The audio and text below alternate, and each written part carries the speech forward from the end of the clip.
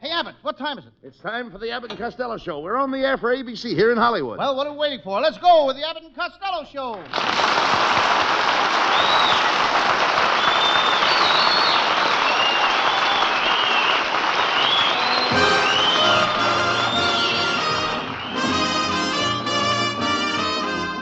Yes, it's the Abbott and Costello Show, produced and transcribed in Hollywood for your listening and laughing pleasure, with chuckles with a carload and music by Matty Malnick. So hold on to your chairs, folks, for here they are, Bud Abbott and Lou Costello.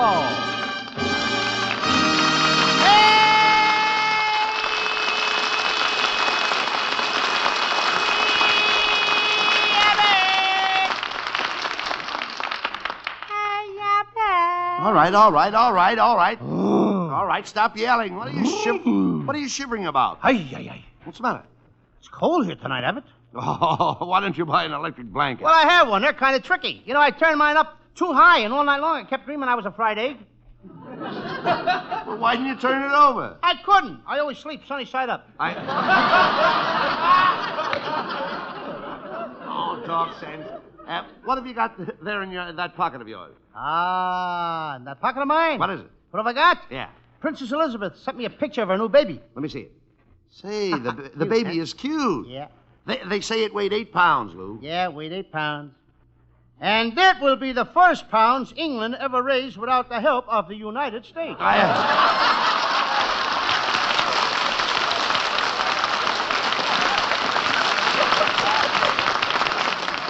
Costello, why don't you get smart? You're just an ignorant, uneducated... What? Who's ignorant and uneducated? I'll have you know I've worked my way through Vassar. Vassar is a girls' school. Well, that will give you a rough idea of the kind of work I was doing.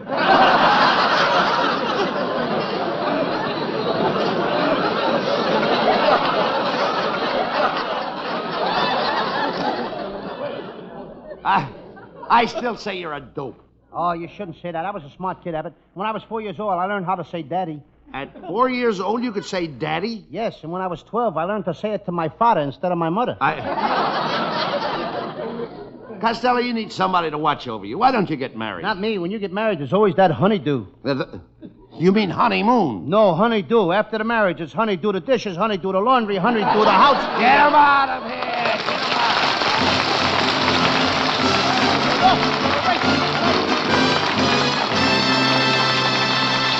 And there'll be much more of that terrific Abbott and Costello humor in a few seconds, after we hear a special message from this gentleman.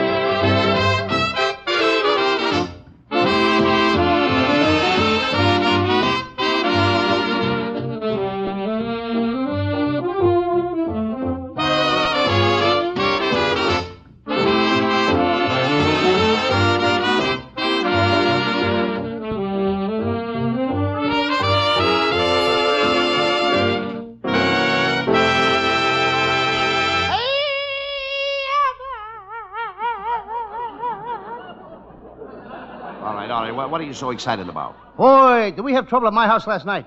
Somebody stole my Aunt May's purse with all her savings in it. It was $87. Oh, that's a shame. Any low-down, dirty thief that would do a thing like that ought to be shot. Costello, you ought to find him and shoot him. Ah, but I can't shoot my own uncle, can I?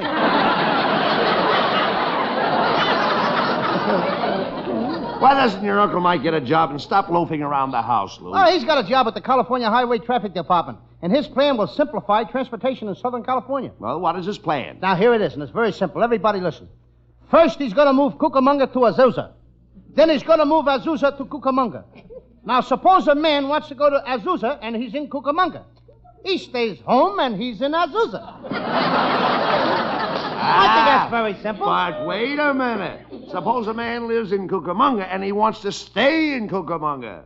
Abbott, who wants to stay in Cucamonga? Well, look, when does he start to work with the traffic department? Well, they're breaking him in now. He's stationed up on Mulholland Drive on Saturday nights. He's got a sound truck, and he hollers out traffic messages to the motorists to keep the roads open. What kind of messages? Well, like this. He hollers, all smoochers and knickers, pull over to the side of the road and let the married couples through. Costello, your whole family are a bunch of stupid ignoramuses. They're all just like you. Did you ever go to college? Did you ever go to high school? Did you ever go to grammar school? When he gets to kindergarten, have I got an answer for him? Did you ever go to kindergarten? No, and that's my answer. That, Costello, is the reason you are so sadly lacking in intelligence. Yes, but don't forget, what I lack in intelligence, I make up in stupidity. Yeah. Yes, but don't forget, stupid people don't live long. Oh, yeah? My grandfather's 104 years old, and he's alive. Was he the oldest member of your family, Lou? I got an uncle on my mother's side. My Uncle Tom Zism is in Baltimore. He died at the age of 130. He did? 130. Do tell. Last week, we dug him up, and you want to know something, Abbott? What? He looks better than you do right now. Costello, that's a pretty old joke. Yes, and he was a pretty old man. Costello, I didn't know you came from a family of long livers. Are you kidding? My brother-in-law, Joe Kirk, has a liver 30 feet long. You know, it's been a long time since I heard that joke. Yes, and that's a long liver. I forgot about your family. You'd better start worrying about yourself, Lou. You don't look so good. That's because I haven't been sleeping much lately. What do you mean? Every night I have the same nightmare. I dream there's a guy chasing me with a long, sharp knife. He's chasing me all the way up Sunset Boulevard to Santa Monica, over the mountains, right up to my house in North Hollywood. And that's been going on for the past 2 weeks. Oh, that's terrible. It is. You must be completely worn out. Well, I would be, but for one thing. What's that? Last night I found a shortcut. Uncle Louie. Hey, Uncle Louie. It's Abbott's nephew, folks. What do you want, Norman? Uncle Louie, I heard you say you couldn't sleep, and I hope you get some sleep real soon, because when you don't sleep, you get irritable. And when you're irritable, you get mad at me. And when you get mad at me, you'll cut my salary. And when you cut my salary, I won't be able to pay my rent. And if I can't pay my rent, they'll evict me. And if I haven't got any home, then I'll be a bum. And you can't expect my wife to live with a bum just because you can't sleep.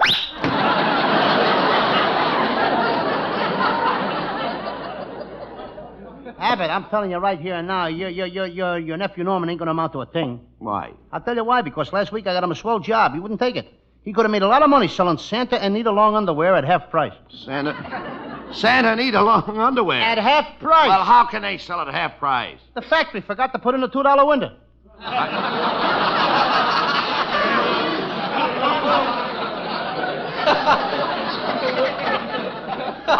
I understand that you and Norman were over to my house last week while I was away. Yes? We built a new radio cabinet for your wife. And I took a bunch of wires and put them in a box and I sealed it up tight. And when I tuned it on, I couldn't get any music, only loud talking. And for the past week, all I get is talk.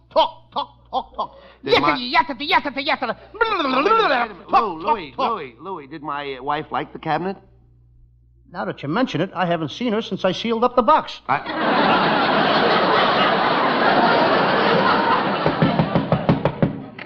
Mr. Costello, I'm studying radio at nights at UCLA, and there's one thing that I don't understand about radio. Well, friend, maybe we can help you. Abbott and I have been making our living on radio for the last 10 years. Yeah, that's the one thing I can't understand. Look, Abbott, now enough is enough. Now, I don't mind you putting your relatives on a payroll, but why do they have to come in and bother me? Rock-a-bye, baby, in the treetop. Here, Bud, have a cigar. Here, Louie, have a cigar. Rock-a-bye, baby. Have a cigar, Malnick. Here, give all the boys in the band one, too. Rock-a-bye, baby. Hey, wait a minute. Hey, get a load of my nephew. Hey, Joe, why are you passing out cigars? I just got a call from the wife, Bud. There's a patter of little feet around my house. Everybody, have a cigar. Rock-a-bye, baby, in the treetop. I got it. Hello? Just a minute. It's for you, Joe. Thanks, Louie. You're welcome. Hello? Is that so? Yeah. Are you sure? Mm-hmm. Goodbye. All right, give back the cigars. Everybody, give back the cigars. But Joe, what about that patter of little feet around the house? My wife just found out it's mice. That's another one of Abbott's relatives. Abbott, why don't you keep those Republican relations of yours out of here? Wait a minute. What makes you think my relations are Republican? There can't be that many Democrats out of work.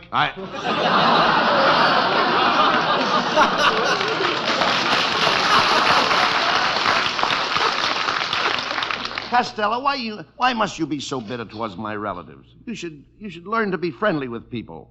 Don't you have any human interests? Only when I go to a burlesque show. What's the burlesque show got to do with human interest? Well, I'm human, and that's my interest. No,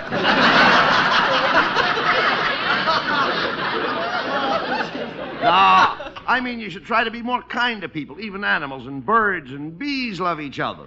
Why don't you get closer to nature and become a nature lover? I'm a nature lover. Well, if you are, then why do you spend all your time chasing girls? But that's my nature, lover. Costello, why don't you stop chasing girls? You spend all your money on girls. This year you ought to let me handle your money and invest it for you.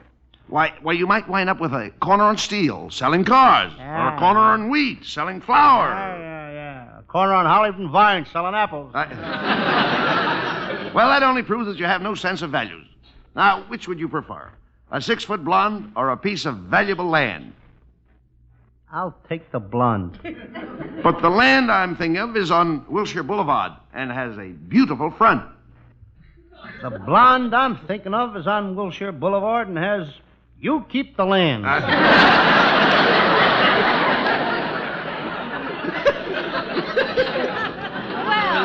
hello, boys. Well, if it isn't our little Hiya, secretary, girl. Viola Vaughn. Who? Viola Vaughn, our little secretary. Well, Viola, you look gorgeous tonight. Ah. How about you and me taking a ride in my car after the show? I found a new place to park. Really? A new place to park? Mm-hmm, up in the Hollywood Hills. A new place. You dummy. Why, every guy and his brother parks up in the Hollywood Hills. They do not. I was up there last night, and I looked in every car, and there wasn't one guy up there with his brother.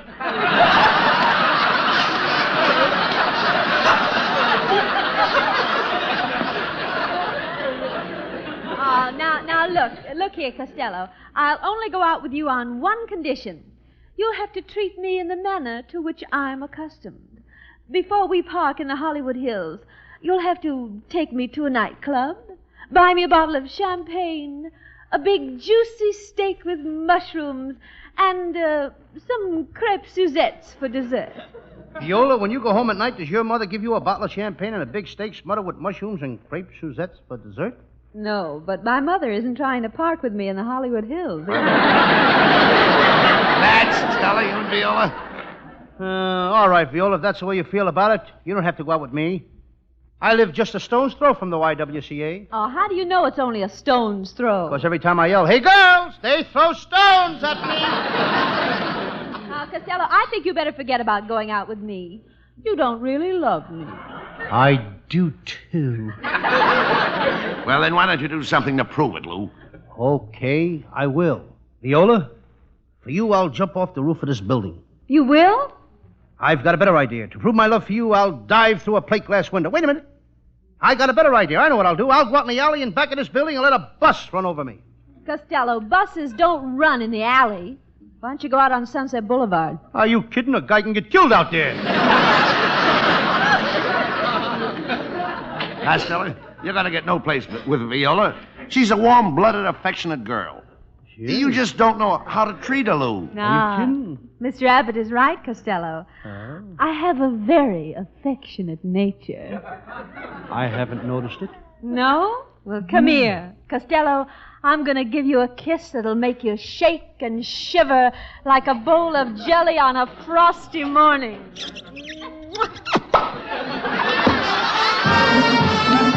Hurry, hurry, hurry! Don't stand there, Rabbit. Start selling tickets. Get hurry, hurry,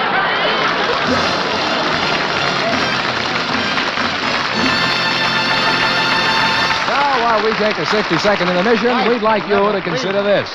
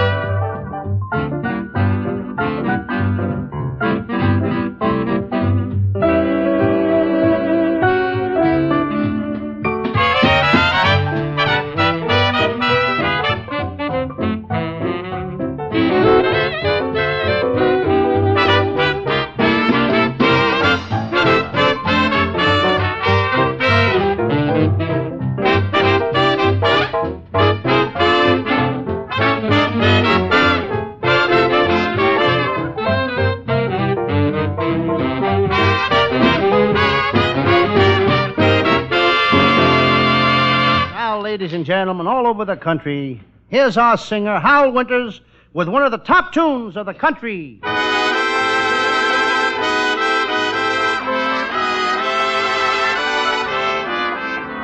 Until there are no stars to shine, there's no such thing as time I love but you. Until there are no songs to sing, there's no such thing as spring I love but you.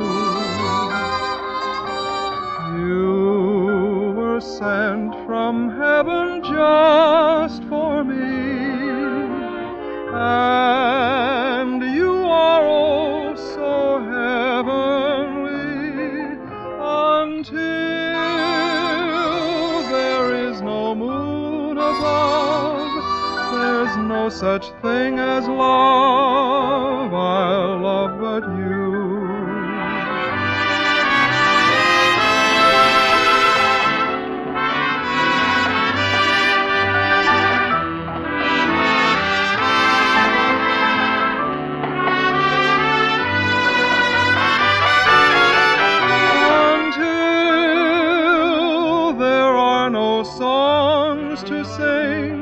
There's no such thing as spring I'll love but you. You were sent from heaven just for me, and you are oh so heavenly. Until there is no moon above, there's no such thing as love I'll love but you.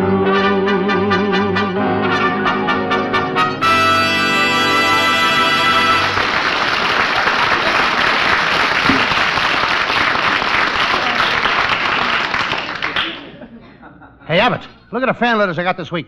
All of them are about my Sam Shovel Detective mysteries. Listen to this one. Dear Lou Costello, I love your Sam Shovel Detective shows. Your humor is so light and breezy. It rolls me over like water off a duck's back. I'm coming to see you tonight.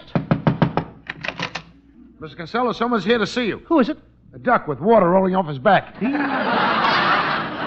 Never mind him, Costello. What's your Sam Shovel Detective story about tonight? Well, Abbott, it's a love triangle.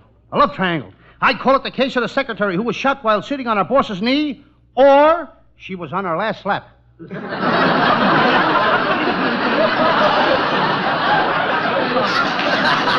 Well, you're talking. Let's do it.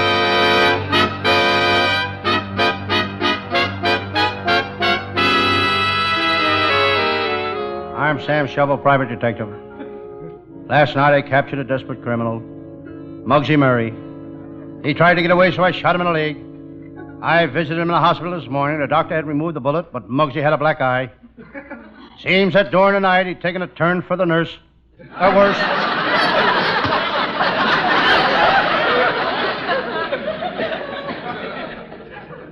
I'm tired. I'm very tired. I see spots before my eyes. Ciros, Macambos, Slapsy Maxis. I'm seeing night spots. I look out my window. We're having typical California weather. Can't see a cloud in the sky. It's raining so hard I can't see the sky. I see a letter on my desk. I think I'll mail it. I open my stamp box. I still have some Christmas seals left. I hear a knock on the door. A sailor walks into my office. He's wearing bell-bottom pants. The sailor speaks. Sam, I can get you a mink coat for half price. I can get you 50% off on a television set. He was a wholesaler.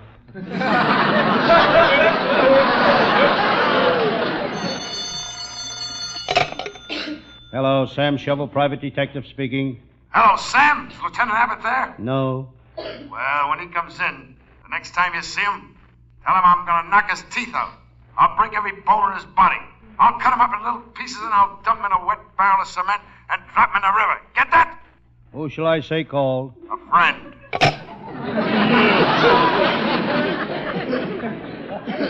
It was some crook that's got it in for Lieutenant Abbott. Must be one of the Lewis gang. Abbott worked on that case, but he really butchered it. Then he went on the Kelly case, and he butchered that. He butchered the Verlo case. He didn't catch one crook, but he made plenty. After all, who makes more money these days than a butcher? I noticed that my office door is ajar. I think I'll close it. That's what I get for buying a door made out of jars. Next time I'll get a door made out of wood. I decide to sit in my armchair. I don't know why I bought that armchair. When I'm tired, it's not my arms I want to rest.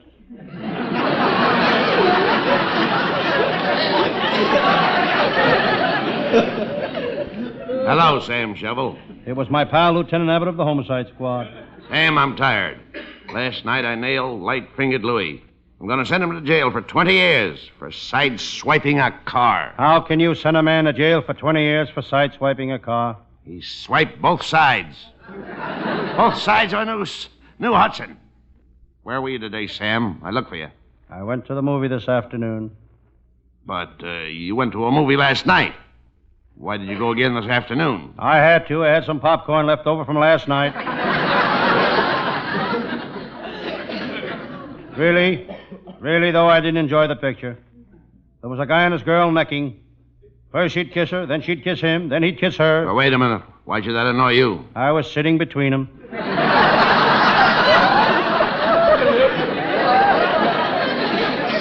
Sam, I've got a case in Texas that you could help me on. Do you know anything about the West? Lieutenant, when I was 12 years old, I could pack a gun.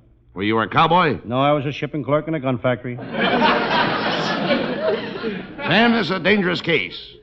We're going out after a band of rustlers. Did you ever rustle? Only when I wear taffeta shorts. Can you ride a horse? I ride like my pants were nailed to the saddle. How do you do that? I nail my pants to the saddle. Sam, have you ever worked on a case involving a Texas bad man? Yes, I captured the toughest guy in Texas. Tough Tex, the train robber. He robbed trains the hard way. The hard way. He lifted them off the track and took them home. And you're just the detective to help me out on this case. Come on, Sam, we're heading for Texas.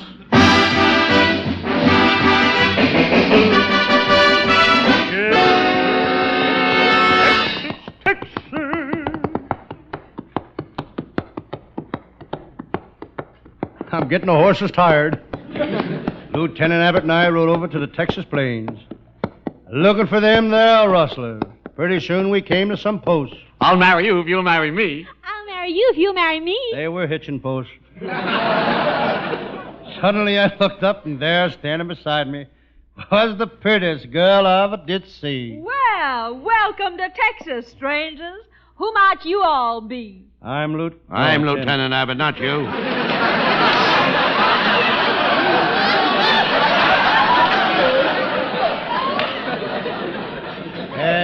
I'm Lieutenant Abbott of the girl. I'm Lieutenant Abbott of the Homicide Squad. This is my pal, Sam Shovel. Sam Shovel? You don't mean Sam Shovel, the great detective? Well, Sam, welcome to Texas. And I'm going to give you a great big Texas kiss. There. Sam, boy, I'm the official Texas Welcoming Committee, and I kiss all strangers that enter the state. I aim to please. Well, honey, your aim is okay, but how long do you think your ammunition will hold out? Sam, there's the head of the rustlers. Cactus Pants Pete. So you're Sam Shovel, the private detective, huh? The one that's come down here to bust up my rustling gang, eh? I want to warn you, Sam. The last 50 detectives that came here, I choked them. I choked them with my bare hands. You hear me? With my bare hands. Goodness, how unsanitary.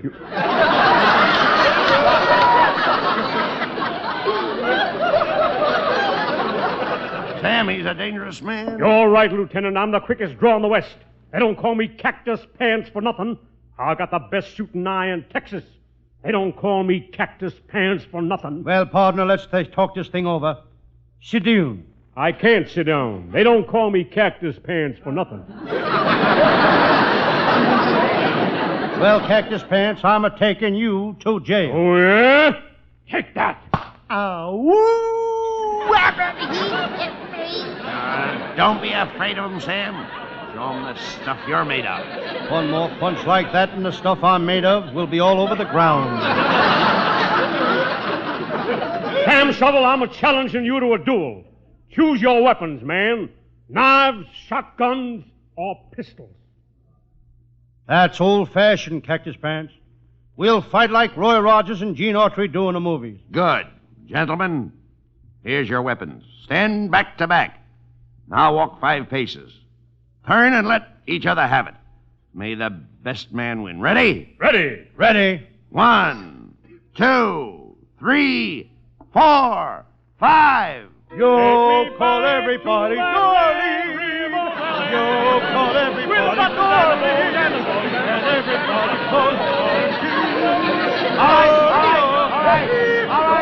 All right, Sam, you win. You win. Get him out of here.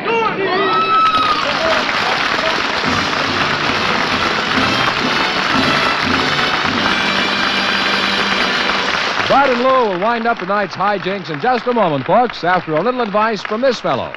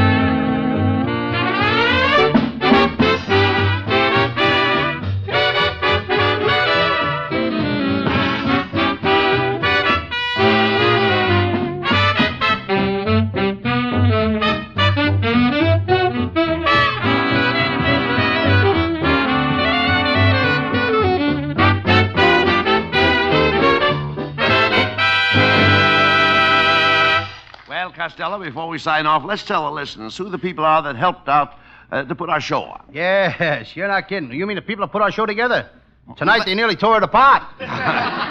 Oh, that's all the more reason why we should tell the listeners who they are. Okay, our writing staff is headed by Eddie Foreman with Paul Collin, Pat Costello, Martin Ragaway, and Leonard Stern. And our producer is Charles Van. And don't let's forget our band leader is Matty Malnick, and our singer is Hal Winters, and we'll all be looking for you next Thursday at the same time. Good night, folks. Good night to everybody in Patterson. Good night, and we love you all. Good night to everybody. Good night, Mother.